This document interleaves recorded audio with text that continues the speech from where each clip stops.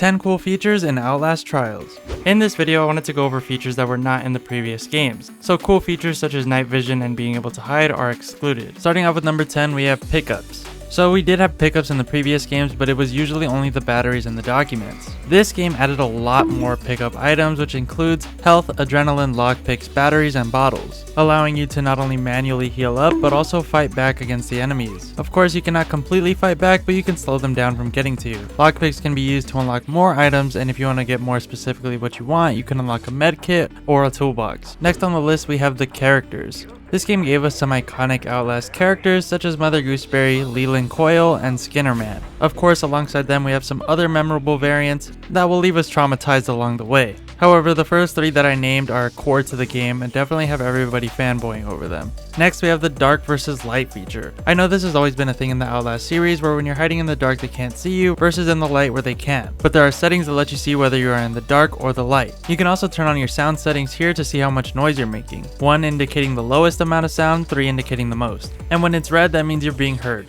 Next cool feature is collectibles. If you're somebody who loves the Outlast story and wants to keep up with the lore, you can find collectibles around the trials that interconnect the story together not only within Outlast Trials but also within the other games. So if you're somebody who likes to do your own investigative gaming, you could go ahead and look for those collectibles and try to figure everything out on your own. One of the coolest features of this game is the cosmetics. Obviously, this is completely new and hasn't been in any of the Outlast games. You can now completely customize your character from top to bottom and even customize the type of character you're playing as. On top of that, there are some really cool outfits you can earn by completing the game and beating it over and over again. That way you have something to move forward to as you continue to play the game. Outside of your character, you can also change your room. Every reagent within the Murkoff facilities has their own room, and you can spend in-game currency to upgrade your room and make it look unique.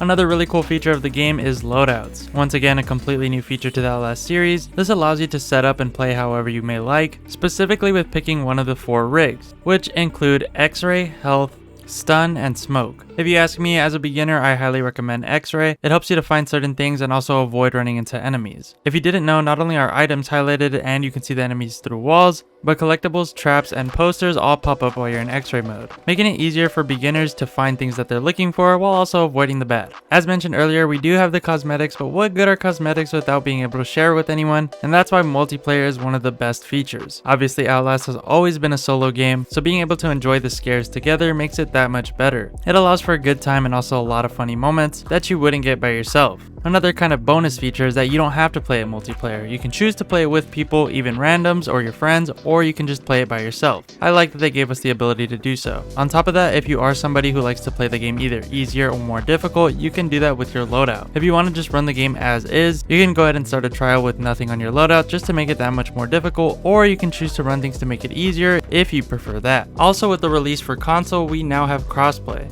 So if you wanted to play with friends on a different platform, you can. And then of course, what good is multiplayer without proximity chat?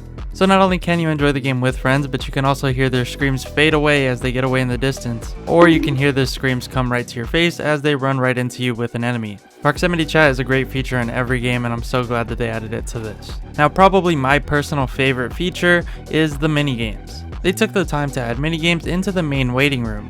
So while you may be waiting for somebody to finish a trial, or even just one of your friends to get on, you can play games such as chess and arm wrestling. On top of that, they even have their own rank system for both. So if you want to be the highest rated Outlast chess or arm wrestling player, you can go ahead and do so. Now the last cool feature I want to talk about is the Easter egg where you walk up to this mirror and you want to go ahead and say Bloody Gooseberry 3 times. Make sure you're using the proximity chat when you do so, and once you say it 3 times, you're going to walk over to this TV right here, and then I had to cut that short to avoid copyright. If it's muted, that's probably why. But if that got you, make sure to like and subscribe. Hope you guys found this video useful and hope you're enjoying Outlast Trials. Till next time, love ya, see ya.